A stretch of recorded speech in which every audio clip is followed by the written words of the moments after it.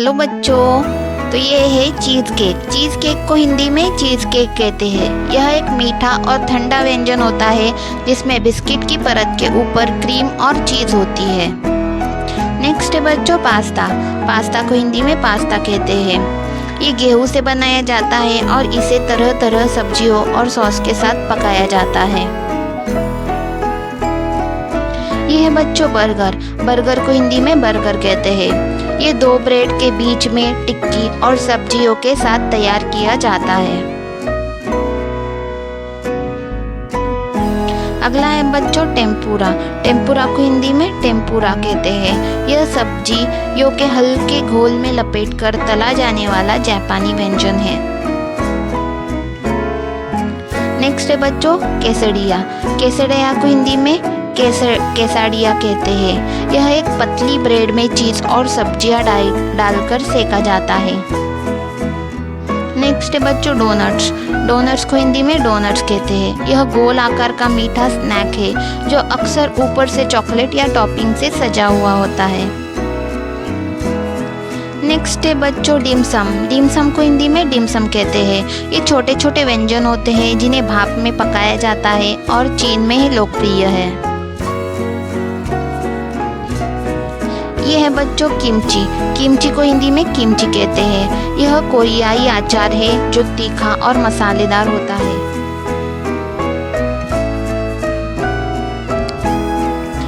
ये है बच्चों फलाफेल। फलाफेल को हिंदी में फलाफेल कहते हैं। यह चने की बनी छोटी छोटी टिक्कियाँ होती है जो डीप फ्राई की जाती है। नेक्स्ट है बच्चों क्रिसॉन। क्रिसॉन को हिंदी में क्रोइसा कहते हैं। यह फ्रेंच का पफ जैसे हल्का फुल्का नाश्ता होता है। अगला है बच्चों रामेन। रामेन को हिंदी में रामेन कहते हैं। यह नूडल्स और सूप का मेल होता है जो जापान में बहुत लोकप्रिय है।